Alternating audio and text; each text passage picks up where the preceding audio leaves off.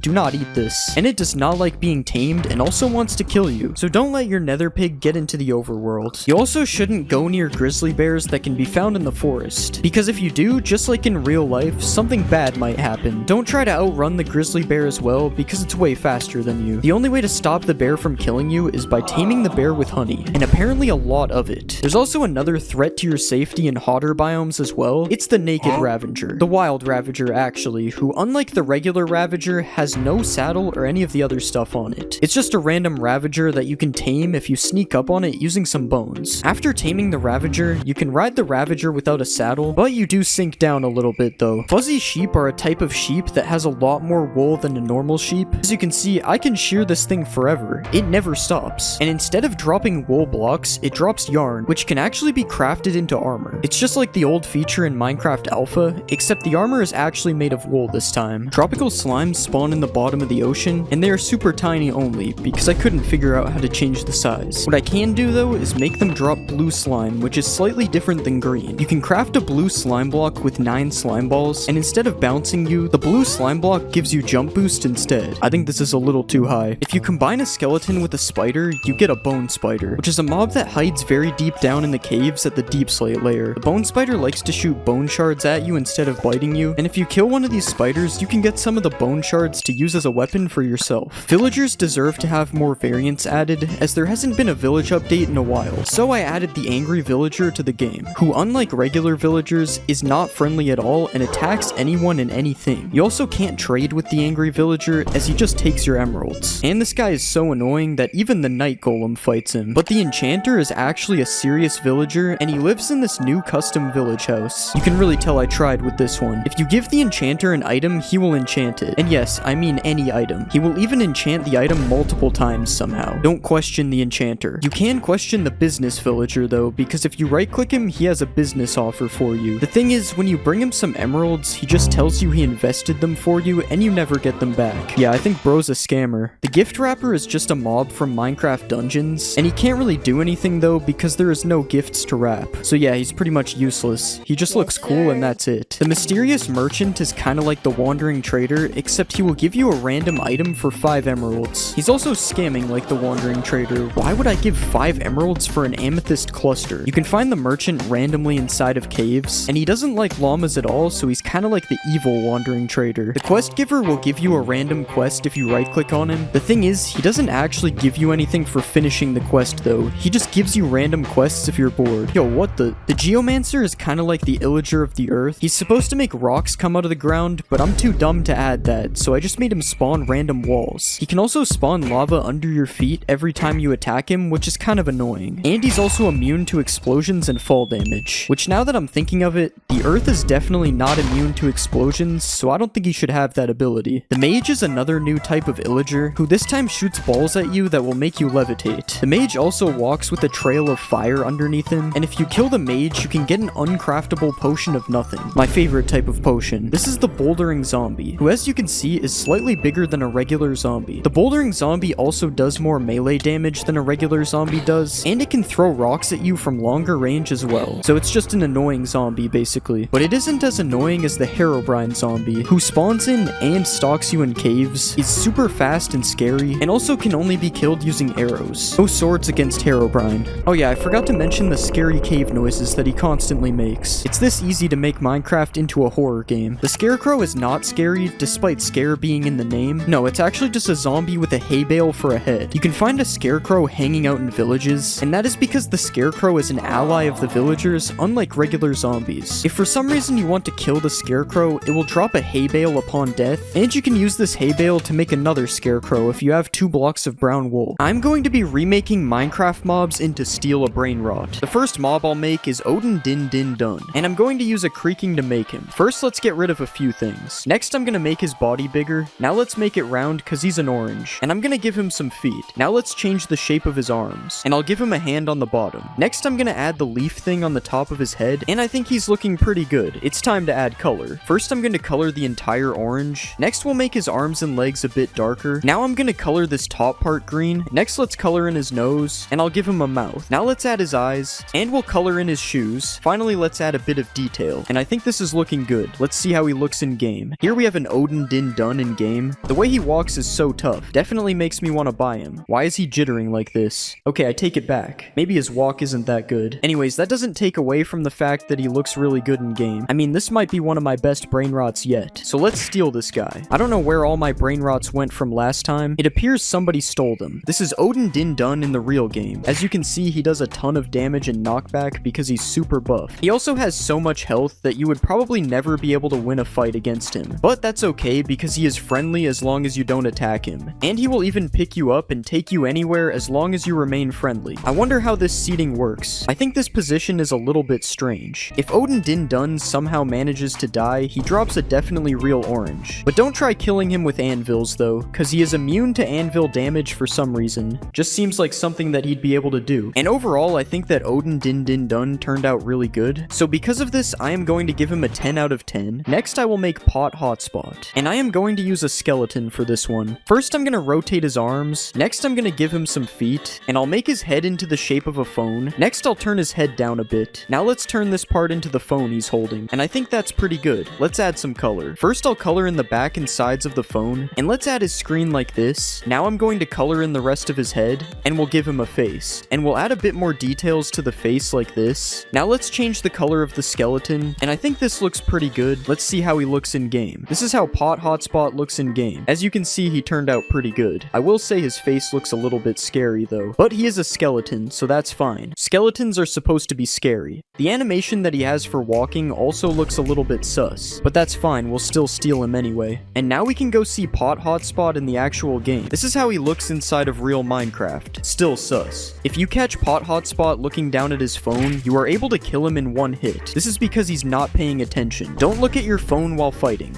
He's also immune to fire damage while looking at his phone. I don't know why. That's not a real thing. If you kill Pot Hotspot, he drops his phone. And if you try to use his phone, it has advanced security. It's definitely not just an end crystal. That's the security features. Anyways, Pot Hotspot looks really good. There's just a few things wrong with his face. So because of this, I'm going to give him a 9 out of 10. Next, I'm gonna make Nubini Pizzanini. And I'm gonna use a zombie to make him. First, I'm gonna shrink down his head. Next, I'm gonna make the pizza on top of his head. Now let's make him the size of a Roblox character. And I'll just change the size of the pizza bit too. Okay, that looks pretty good. It's time to color him in. First, we'll color his head and arms yellow. Now let's color his shirt in light blue. Next, I'm gonna make his pants light green. Now let's color in the crust of his pizza. And we'll add some cheese on the top like this. Now let's add some pepperonis. Next, I'm gonna give him a face. And finally, let's add some details to his shirt. Okay, I think that looks pretty good. It's time to see what he looks like in game. This is Nubini Pizzanini in the game. I don't know why, but he looks a little boring. To be fair, I don't know what I expected. He's basically just a Roblox noob. He does have this pizza on top of his head though. Unfortunately, right-clicking him does not let you eat it. Anyways, it's time to buy a Nubini. I hope we have enough money. Nubini can be kind of expensive. And this is what Nubini looks like in the actual game. As you can see, he looks exactly the same. What isn't the same though is that he is completely invincible to damage. This is to protect noobs. I am still allowed to kill Nubini though. The protection doesn't apply to me. And when I kill Nubini, he drops a pizza. A pizza made of pumpkins. Definitely not a pumpkin pie. Honestly, Nubini looks pretty boring in the game, and he doesn't have that many features. So because of this, I am going to give him a 6 out of 10. Next, we will make Karker,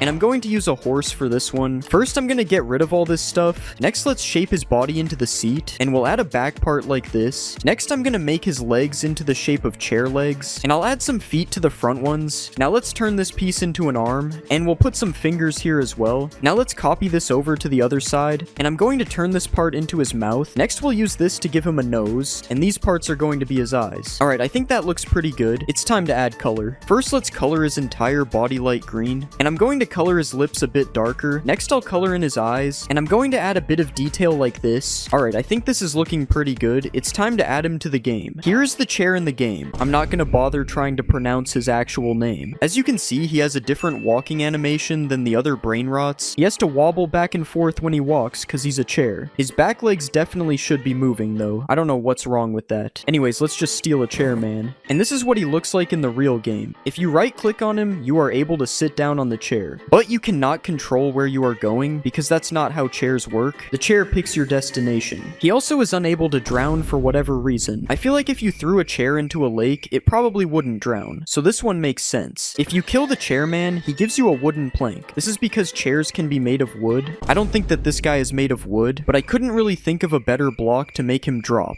So he drops wood. And overall, I think the chairman turned out pretty good, but he's not the best brain rot I've made. So because of this, I'm going to give him an 8 out of 10. Next, I am going to make Las Tralaleritas, and we will use an axolotl to make them. First, First, let's get rid of the whole axolotl because we don't need it. And we will just use this Los Tralaleritos to make them instead. Let's replace all the blue parts with this pink color. And we'll do the same on the shoes, but make it a bit darker. Now let's color in the rest of their bodies bright white. And I'm going to make their lips lighter as well. Next, let's turn this into the bows that they have on their heads. And we'll color this light pink. And let's copy this over so each of them have one. Alright, I think that we are done. It's time to see what they look like in game. This is how they look in the game. As you can see, they look very similar to Los Tralaleritos from last video. But that's a good thing because they are supposed to look similar. The one on the left is missing eyebrows though. I don't know how that happened. Anyways, let's buy a Tralaleritas. And now we have a full row of brain rots in our base. So I think it's time to rebirth. This is how Los Tralaleritas looks in the real game. For some reason, they are very small. If you want to kill them, you will get a bucket of axolotl for the kill. Just think of it as one of them in the bucket instead of an axolotl. And if they end up swimming in water, I made sure to make it so that they can't drown, because they look like they would be able to live underwater. Overall, I don't think Los Tralaleritas is the best looking mob, so because of this, I decided to give them a 7 out of 10. Next, I'm going to make Chimpanzini Bananini, and we'll use the Wither to make him. First, let's get rid of all the stuff we don't need, then we'll change the size of his body, and we'll make it a little bit wider as well. Now let's change the size of his head, and we'll start to turn his body into a banana. Now let's start adding some peeled parts on the sides, and we'll copy this to the other side. Next, I'm gonna start to make his face, and we'll give him some ears, and I think this is looking good. Now let's color him in. First, we'll color this part dark green. Next, I'm gonna color some parts of his face red, and we'll make the banana completely yellow. Now let's give him some eyes, and I'm gonna add his mouth. Now finally, let's color this part brown, and I think this is looking pretty good. Let's see how he looks in game. Okay, so we've made it to my Minecraft version of Steal a Brain Rot. It's really good, and it's definitely not unplayable. And this is what Chimpanzini Bananini looks like in game. As you can hear, he's got the wither sounds. It's very loud, so I probably shouldn't have added that. I also gave him like a flying animation. I don't think it's accurate, but whatever. I don't care. So I'm just gonna steal this guy and bring him to my base. Now he's in my base, which means we can take a look at some of the other features he has, like being able to do a ton of knockback when he hits you because banana peels are slippery. So it's like slipping on a banana peel, but the banana is hitting you instead. He also isn't able to take fall damage because I made him look like he's flying, and you probably don't take fall damage when you don't actually land on the ground. If you manage to kill a chimpanzini, you will get a blaze rod. This is because I didn't feel like adding a banana item, so a blaze rod is the closest looking thing. Just don't eat it. And overall, I think Chimpanzini Bananini turned out pretty good. And because of this, I am going to give him a 10 out of 10. Next, I'm gonna make Orangatini Ananasini, and I will use an iron golem for this one. First, let's get rid of this, and we'll change his legs to make them a lot smaller. Now let's make his body into the shape of a pineapple, and we'll move his head down like this. Next, I'm gonna add his mouth, and we'll give him some ears. Now let's give him some shoulders, and I'm going to move his arm down like this. Next, let's make his arm look a little bent, and we'll give him a hand, and I think this is good. Now let's give him some color. Let's color his body in orange, and I'm gonna give him some brown hands and feet. Now let's color his face brown as well, and I'll give him some eyes and a mouth. Next, I'm going to color in the pineapple, and we'll give it a yellow pattern. Next, I'm gonna add the green part on his head, and I think that looks pretty good. It's time to see him in game. And as you can see, this is what he looks like in game. I'm not really sure why this top part ended up floating, but we're not gonna question it. The rest of him looks good. So let's steal Orangatini. Now I have 2 legendary brain rots, and this is Orangatini in the actual game. As you can see, he doesn't take that much knockback when you hit him. You could ask me why this is a feature, but I honestly have no idea. I think it's just because he is an iron golem. That's it. You also get a pufferfish when you kill this guy, and you can probably guess why I chose a pufferfish. Again, it's because I didn't feel like adding a pineapple to the game. So instead we get a pineapple with a face. Don't eat it. Regardless of the pufferfish, I think Orangatini looks pretty good, and because of this, I am going to give him a 9 out of 10. It would be a 10, but the floating hair part dropped the rating. Next, I will make Glorbo, and I'm going to use a turtle to make him. Let's get rid of a few things. Next, I'm going to make his body into the shape of a melon. Let's make the melon a little bit rounded. Now I'm going to start shaping his neck, and we'll attach his head to the neck part like this. Next, I'm going to start changing the shape of his head, and I'll give him a nose. Now I'm going to give him some legs, and we'll copy this to the other side. Okay, now this looks pretty good. Let's start to give him some color. First, we're going to color this part green for now, and I'm going to color his legs darker green, and I'll do the same for his head and his neck. Now let's color in the bottom of his neck and head, and finally we'll change the green part to a melon texture. Alright, I think that looks pretty good. Let's see how he looks in game. This is Glorbo in the game. For some reason, you have to punch him to make him walk in the line, but you might have noticed that just like in Steal a Brain Rot, Glorbo rolls instead of walks. Unfortunately, we don't see anything other than a melon though, so we have to steal him. And this is how Glorbo looks in the game. As you can see, he actually looks pretty good. I'm surprised because I thought this one would look pretty bad. I'm not gonna lie. If Glorbo is rolling around, he becomes immune to projectiles because he's rolling so fast that he just deflects them. He isn't immune to swords though, as you can see. And if you kill him, you get a full watermelon. I don't think I have to explain why he drops one. You can probably figure it out. Since Glorbo is an alligator, if he ends up underwater, he will never drown. And if you see this in the water, you should stay away, because we all know what happens when you go in the water with a gator. Overall, I think Glorbo turned out better than I expected, so because of this, I'm going to give him a 10 out of 10. Next, I'm gonna make Los Tralaleritos, and I will use a Vex to make them. First, I'm gonna get rid of this stuff because we don't need it, and let's make his head a little bit wider. Next, I'm gonna move his arms, and we'll make the body a bit bigger too. Now let's start giving him some legs, and we'll turn his arms sideways. Now I'm gonna add a little nose, and I think that looks good, so let's color him in. First, we'll color this part blue, and I'm going to color the front like this. Now let's color his legs light blue, and I'm gonna make the bottom of his shoes white. Now this is good, so let's copy him and make 3 of them. Now I'm gonna give them some eyes, and I'll make their mouths. And I think this looks pretty good. Let's see what they look like in game. This is how Los Tralaleritos looks in game. As you can see, they look alright. Their faces do kind of look like they belong on dogs though, so that might need to be fixed. They also make kind of a scary noise when you get close to them, but that's fine because we found a secret. I'm sure it's gonna give us a lot of money in this real steal a brain rot game. If you try to damage these guys, it's impossible. You are not able to damage them. So you would probably like to know that if you kill them, you get a god apple because you can't kill them. So if you killed them somehow, you deserve it. Overall, I don't think Los Tralaleritos turned out as good as they could have. So for that, I'm going to give them a 7 out of 10. I don't know why, but something about their face just does not look right. Next, I will make Bombombini Gusini, and I'm going to use a Ghast for this one. First, let's get rid of all the Ghast's legs, and I'm going to flatten this part. Now let's shape it into the body of a plane, and I'm going to use this piece to make his feet. Now let's copy this over to the other side, and I'm gonna add some more details on the sides. Next, let's turn this cube into his wings, and I'm gonna make this into a tail. Now let's give him a neck, and we'll also give him a head. And I think this looks pretty good. It's time to add color. First, I'm gonna color his body fully gray. Next, let's color the feet and wings brown. Now I'm gonna color in his beak, and we'll give him some eyes. Now let's add a bit more details, and I think this is looking pretty good. It's time to add him to the game. This is Bombombini Gusini in the game. I don't know why, but he is moving super fast. It's probably because he's a plane. Planes move fast. He's pushing the other brain rots. This is kind of insane. Anyways, we are going to buy this Gusini real quick, and now we have a pretty insane looking base. We are already making so much money from these brain rots. If you right click on Bombombini Gusini, you are able to go on a flight to anywhere. Well, not really, because he doesn't seem to go up, so I can't get over this mountain. But you are still able to ride him. You also can't attack him with a sword because planes are immune to swords. Don't go test that. It's probably true. If you kill Bombombini, he drops some feathers, and that is because he is a goose, not because the plane is made of feathers. And overall, I think Bombombini Gusini isn't the best looking mob I've made, but he still looks decent. So because of this, I'm going to give him an 8 out of 10. The next mob is Cappuccino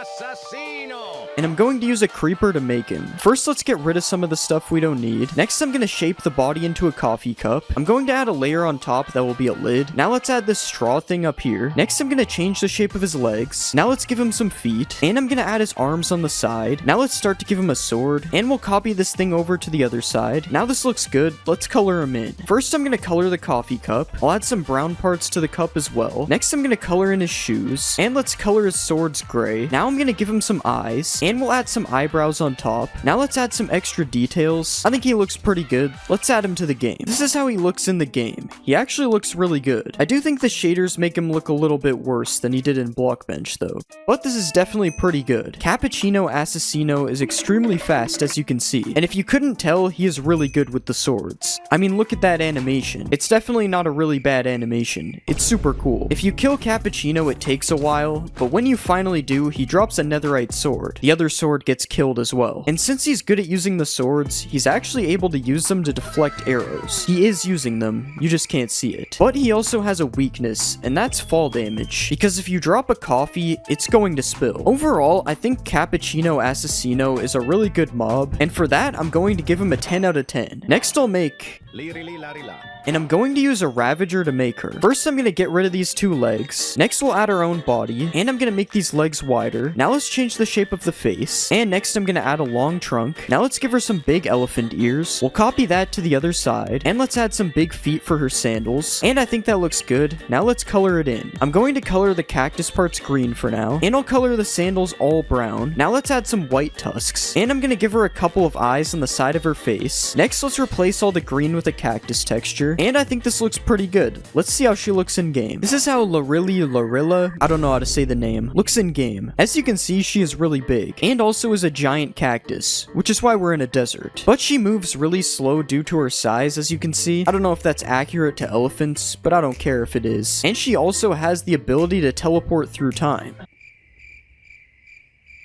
I promise it's true. If you want to ride the cactus elephant, you can, but I'm not really sure what's going on here. This would probably hurt because you're sitting on a giant cactus. Well, inside of one, at least. Lorilla is immune to a cactus, as you can see, because she's a cactus. And if you kill her, she'll drop a cactus. You gotta be careful doing it in survival, though, because she does have the same effect as Thorn's armor. Overall, I'm going to give the cactus elephant a 7 out of 10. It's just not a very good looking mob. It's kind of just a giant cactus. The next mob is Ballerina Cappuccina. And I'll use a skeleton to make her. First, I'll make her legs a lot smaller, and I'll do the same thing for her body. Now let's move her arms down here as well, and I'll also move down her head. Next, I'm gonna change her head into the shape of a teacup, and let's make the little handle on the side. Now I'm going to add her skirt down here like this, and I think this is good. Let's add some color. First, I'm gonna color the cup like this, and we'll put the same color on her arms and legs. Now let's color her shirt a light pink, and I'm gonna add the coffee to the top of her head with a little swirl like this. Now let's give her a couple of eyes, and I'll draw a mouth down here. Next, I'm gonna add some detail. Okay, I think this is done. Let's see how she looks in game. This is how Ballerina Cappuccina looks in game. I don't know what I was doing making her face. Ignore her face. But other than that, I mean, she looks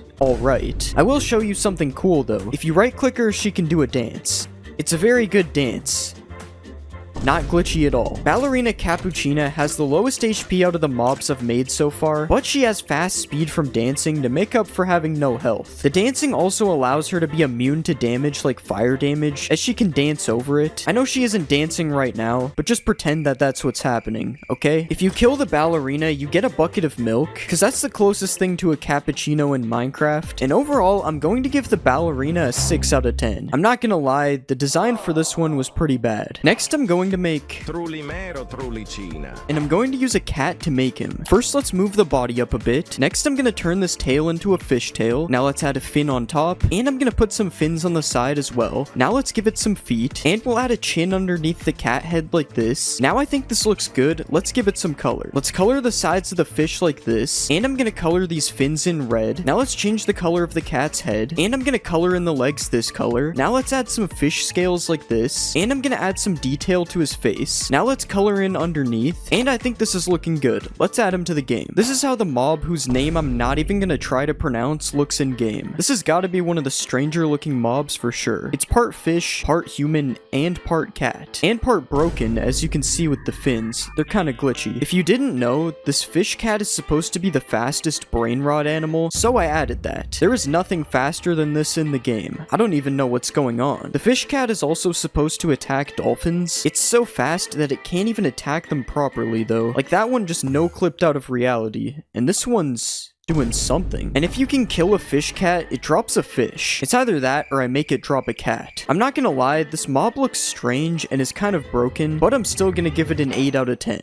Honestly, I don't know why. It just feels like it deserves a high rating. The next mob is and I'm going to use a dolphin to make it. First, let's change the shape of the tail like this. Now let's change the shape of his head. Next, I'm gonna add a third fin in the back right here. And let's start to add some shoes. And this is pretty good. So let's start coloring his whole body blue, and I'm gonna color this part of the shoe lighter blue, and we'll color the bottom of the shark a whitish color, and I'll add some eyes like this. Now let's give him a mouth, and after changing the design a little bit, I think he looks pretty good. Let's add him to the game. This is how he looks in the game. I think he actually looks pretty good. His shoes are a little bit glitchy, but other than that, everything turned out good. I will say I'm not sure if he's the right size though. I think he's supposed to be a little bit bigger.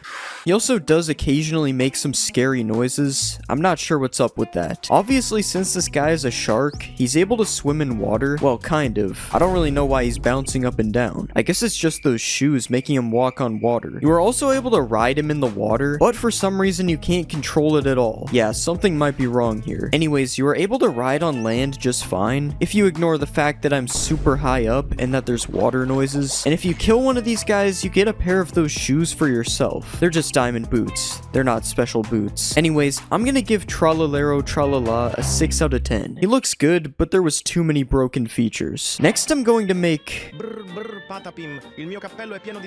And for this one, we are using a warden. First, I'm gonna get rid of all the stuff we don't need. Then let's change the shape of his head a bit. Next, I'm gonna make his arms a lot thinner. Next, I'm gonna start giving him massive feet. And next, I'm gonna add his big nose. Now this is looking pretty good, so it's time to color him in. First, I'm gonna color his feet like this. Now I'll color his nose in slightly darker. And I'm gonna color the leaf parts in green for now. Next, let's draw his beard like this. And I'm gonna give him a couple of eyes. And finally, I've replaced the green parts with leaves like this. And I think he's looking pretty good. Let's see him in game. This is how he looks in the game. As you can see, he's a little bit giant. Look at these massive feet. This is crazy. He also turned out pretty good, except for this glitched part on top of his head. I thought I removed all the warden texture. I guess not. This guy has a ton of health to the point where I wouldn't even try killing him. And he's also super OP in a fight. I wouldn't try fighting him either. He is kind of slow due to his size though, but that doesn't change that he has a lot of health. If you do kill him, you receive a forbidden item, which is air. It's nothing. It was supposed to be a plant pot with a sapling, but that's not an actual item that you can get in the game, which is why I called it a forbidden item. Anyways, he's honestly a good addition to the game. So because of this, I'm going to give him a 9 out of 10. It would be a 10 if it wasn't for the glitched warden texture on his head. The next mob I'll make is... And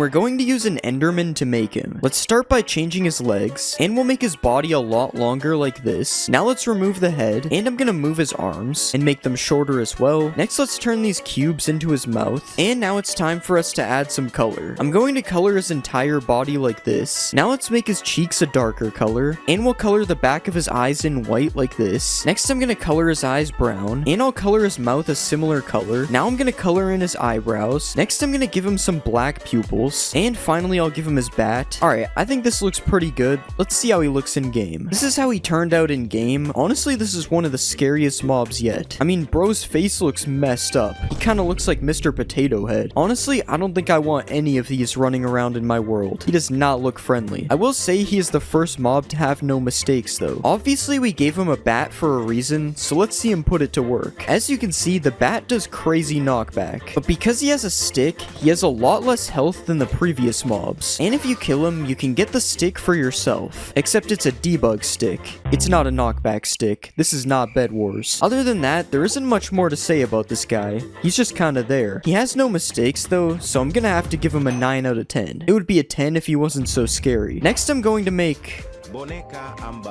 And for this one, we'll obviously use a frog. First, I'm gonna remove the frog parts that we don't need. Next, I'll move the frog head all the way up here. Now let's start to make this part into the shape of a tire. Now I'm gonna turn this cube into his feet. Now this is looking pretty good. It's time for us to add color. First, we'll color his legs and feet in like this. Next, I'm gonna color the entire tire in gray. And I'll put some black tire marks all on the outside of the tire like this. Next, I'm gonna color the inside of the tire a darker black. And I'll add some detail to the feet like this. Finally, I'll change the frog head's color to green, and I think this looks pretty good. It's time to add him to the game. Okay, so this is what he looks like in the game. Honestly, this is what you would expect. I'm not gonna lie, I don't know what this thing is even supposed to be. Yeah, that's about it. One thing about this guy is that he's super fast when he finally decides to move. Not sure if he's gonna move though. Okay, I can't even get them to fight each other. I guess they're broken. Or this is the most crazy fight of all time.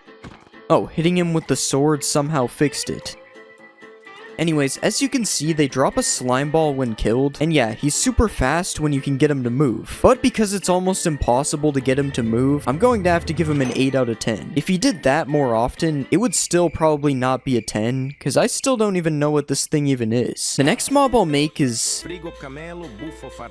And I'm going to use a camel to make him. First, I'm going to get rid of some of this stuff that we don't need. Next, I'm going to make the body a lot bigger into the shape of a fridge like this. And I'm going to make the front legs a lot thinner. Now it's time to turn this bottom part into boots. Now let's adjust the fridge a little bit more, and it's time to color this in. First I'll color the fridge light gray like this. Next let's add a gray line on the edges right here. Now let's add another line to separate the freezer. Now let's turn this piece into the fridge handle. Next I'm gonna color his shoes a brownish color. Now let's add some laces to the shoes, and I think we're done. Let's see how this guy looks in game. This is how the fridge camel looks in game. Not gonna lie, it's one of the worst looking mobs, but that's because it's literally a camel in a fridge. Still no visible mistakes though, so at least that's good. Despite being part fridge, which is pretty heavy, the camel can still run pretty fast, even faster than Boneka. You can also ride the camel, but the only issue is you get put in the fridge because that's the only place to sit. At least fridge travel is way faster than it is on a regular camel, so there's an upgrade there. Also, if your camel gets into a fight, it is pretty much immune to knockback. As you can see, the bat does nothing to him. Because he's part fridge, he's basically a brick wall. There's no moving this thing. If you manage to kill a fridge camel, it will drop a block of ice, and it's pretty self-explanatory why, because it's ice, and a fridge is cold. Overall, I decided to give the fridge camel an 8 out of 10. The mob is good, but I just don't like the design. Next, I'm going to make...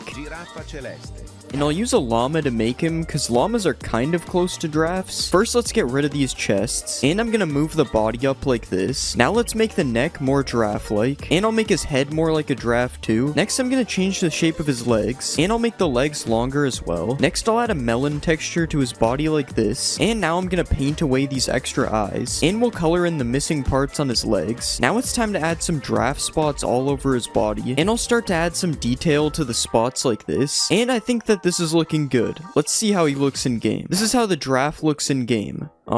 Yeah, it's definitely a giraffe. I feel like this would actually be a pretty good giraffe design if it wasn't for the giant melon in the middle. I might have made him a little bit big though. I don't think giraffes are this giant. Similar to the last mob, the giraffe is also rideable, although it is a lot slower than the camel is, as you can see. There's also still a seating problem like there was on the fridge as well. The main difference here is that the giraffe can fly though. Yeah, the melon made no sense, so I decided to make it make even less sense. We got flying melon giraffes in 2025. I also couldn't think of a drop for this mob, so once you finally kill it, it drops a totem. Yeah, this is probably the most random mob so far. Flying melon giraffe is honestly a pretty high quality mob though, so for that, I'm gonna give it a 9 out of 10. Honestly, I don't know why. I'm just doing stuff at this point. I'm going to be remaking Minecraft mobs into 99 Nights in the Forest. The first mob I'll make is the ram, and I'm going to use a sheep to make him. First, let's move this out of the way. Next, I'm gonna give him a new body. Now let's start making his arms, and we'll copy this over to the other side. Now let's change the shape of his head, and I'm gonna turn this part into his horns. Now let's copy this horn over to the other side. Alright, I think this is looking good. It's time to add some color. First, I'll color his horns in dark black. Now let's color the entire body this brownish color. Next, I'm gonna make some parts lighter like this. Now let's give him some eyes, and let's add a bit more detail to his arms and his legs. Okay, I think this is looking pretty good. Let's see how he looks in game. This is how the ram looks in the game. I honestly think he turned out super good. I can't really see any mistakes when looking at him. Maybe his horns are a little too thin, and his mouth kind of just turns into a beard. But other than that, I think this is definitely one of the best mobs I've ever made. Just like in the real game, the ram will chase you if you are not near a campfire, and he even charges at you as well. The ram does slightly less damage than the deer, but he still does a lot of damage, so you have to watch out when you're being chased. If you go near a campfire, you can stop the ram from chasing you, but make sure you don't try to fight the ram, because he takes no damage from any attacks, just like in the real game. The good news though is that you will never find the ram in the overworld. The ram only spawns in the nether, because the nether is kind of like the volcano biome, but in Minecraft. If the ram somehow manages to die, it drops a goat horn, and now that I think of it, I probably should have used a goat to make him instead of a sheep. That probably would have made more sense. Anyways, as I said earlier, I think the ram is one of the best looking mobs I've ever made. So because of this, I'm going to give him a 10 out of 10. Next, I'm going to make a cultist king, and we will use an evoker to make him. First, let's move some of this stuff, and I'm gonna add another side to his coat. Now let's make his legs bigger to match the size of his coat, and I'm gonna do the same for his arms. Next, I'm gonna change the shape of his head, and I'll add his crown on the top. Now let's add these antlers, and I think this is looking pretty good. Let's color him in. First, I'll color his clothes bright yellow. Next, I'm gonna color his skin light red. Now let's color in the shirt underneath. Next, I'm gonna add some details to his coat. Now let's add his face, and I'm gonna add a bit more more details to his clothes. Alright, I think this is looking pretty good. Let's see him in the game. This is the Cultist King in the game. As you can see, he looks like a Roblox character. That is a good thing, because he is a Roblox character. Anyways, he does look really good in game. The only thing that maybe needs to be fixed is his eyes, because they are kind of connected together. But other than that, he definitely looks like the Cultist King. In order to find a Cultist King, you need to get to an abandoned village with regular cultists. You can then summon him by placing a gem inside of each house. Once you summon the Cultist King, you will find that he is a little bit stronger than a regular mob. He is also immune to fire and explosions, so you're gonna have to kill him yourself. If you do manage to kill the Cultist King, he will drop a mace. This is because the Cultist King is supposed to be holding his own mace, which I completely forgot to add. But at least he still drops a mace. That's better than nothing. Overall, I think the Cultist King turned out pretty good, other than the missing mace. So because of this, I decided to give him a 9 out of 10. The next mob I'll make is the Pelt Trader, and I'm going to use a Wandering Trader to make him. First, let's get rid of all the stuff we don't need. Next, I'm gonna make his body a little bit bigger, and we'll use this body to give him some new arms. Next, let's change his legs to match the arms, and I'm gonna make his head a little bit smaller. Now let's turn this part into his hair, and we'll give him a cape on his back like this, and I think this is pretty good. Now it's time to color him in. First, let's color his body parts yellow like this, and we'll color his pants in dark black. Next, I'm gonna make his shirt dark brown, and we'll color this part in white. Next, I'm gonna add a bit more detail to his shirt, and I'm gonna color in his hair a little bit like this. Now let's give him some eyes and a mouth, and finally I'll color in his cape. Let's add a bit of detail. Alright, I think this is looking pretty good. Let's see how he looks in game. This is how the Pelt Trader looks in the game. Just like the last mob, he looks a lot like a Roblox character. That's a pretty common thing that happens when you're making Roblox characters. But he does look pretty good. There is a slight problem on his hands and his feet that I can't fix without my game crashing, so we'll just ignore it. I also probably should have made his cape move a bit while he's walking, but he's good enough like this. I'm not messing with him anymore. The Pelt Trader is invincible just like he is in the actual game, and he will show up randomly every few days after you sleep. If you have a rabbit's foot, you are able to give it to him and trade for a flashlight. This is definitely not a spyglass. It's a flashlight. You just can't see because it isn't dark. But that is the only trade level that he has right now, so you can only trade him rabbit feet. Nothing else will work. If the Pelt Trader somehow dies, you can get a flashlight from him for free instead of trading, and overall I think the Pelt Trader looks pretty accurate to the real game. But there are a few issues that couldn't be fixed. So because of this, I'm going to give him a 7 out of 10. Next, I am going to make a scorpion, and I'm going to use a silverfish for this one because they're pretty much the same thing. First, let's get rid of all of this stuff. Next, I'm going to rearrange these pieces a little bit, and we'll extend this part out a little bit more to be a tail. Now let's raise this body up a little bit, and I'm going to give him a leg like this. Now let's copy this leg until there is 6 of them, and I'm going to start to add his claws. Now let's copy this to the other side. Alright, I think this looks pretty good. Let's color it in. First, let's color the entire body in brown. Next, we'll add some darker brown details like this, and I'm going to add a couple orange eyes in the front, and let's add these mouth things as well. Now finally, let's add a bit more detail. Alright, I think this looks pretty good. Let's see how he looks in the game. This is a scorpion in game. As you can see, it's definitely a bit larger than a silverfish, but the scorpions in 99 Nights are pretty big compared to real scorpions, so I think it's fine. There is one mistake on the scorpion. Somehow it's missing the dark brown part on its feet on this side. But other than that, I think it turned out really good. Scorpions are really fast, as you can see. I think they are too fast, actually. I don't know how it ended up this fast. And if they hit you, there is a 1 in 10 chance that you will get poisoned. The good thing is, they don't have that much health. And if you kill a scorpion, it will give you one of these shells. I did this because scorpions can drop a scorpion shell in 99 Nights, but there is no scorpion shell in Minecraft, so we get Nautilus shells instead. Alongside being able to run super fast, scorpions are also able to jump off of anything without taking fall damage. So getting away from them is pretty much impossible. You are going to have to kill them. Overall, I think the scorpion turned out pretty good, and it looks very accurate to the one in the real game. So because of this, I'm going to give the scorpion a 9 out of 10. Next, I'm going to make a lava mammoth, and we will use a ravager to make this one. First, let's remove the stuff that we don't need. Next, I'm going to change his legs a little bit, and we'll add some feet at the bottom like this. Next, let's change the shape of his body, and I'm going to make the head a lot smaller as well. Now let's add this part on the top, and I'm going to give him some big ears. Now let's turn this part into his trunk, and we'll turn this part into a tusk. Now let's copy this tusk to the other side, and finally we'll add a little tail. Alright, I think this is looking pretty good. Let's add some color. Let's color his entire body red, and we'll color his tusks in white like this. Now let's give him some little red eyes, and we'll color some parts a little bit darker red. Next, let's add a bit of detail like this, and I'm going to add these these big white nails on his feet. Now let's add a bit more texture, and I think this looks pretty good. Let's see how he looks in game. This is how the lava mammoth looks in the game. As you can see, I made him very big, but he is pretty big in 99 Nights as well, although I'm not sure if he's this big. Anyways, the lava mammoth looks pretty good, as you can see. There isn't too much detail on it, but that's because it's a big red mammoth. There isn't much detail to it in the real game either. The lava mammoth has the most health out of any mob so far, so killing this thing is going to take a while. It also is immune to fire because it's made of lava, so burning it isn't an option either. The good thing is that if you get the lava mammoth to low health, you are actually able to tame it and ride it around. You're not really able to see anything while riding it though, because it is kind of gigantic. If you want to just kill the lava mammoth, it will drop a cooked steak. I probably should have made it drop a bunch of steaks like it does in the actual game instead of just one, but I'm not fixing that, so you just get one steak from a giant elephant. Overall, I think the lava mammoth looks pretty good for what it is, so because of this, I decided to give it an 8 out of 10. The next mob I'll make is the owl, and I'm going to use a chicken to make him, because a chicken is almost the same thing as an owl.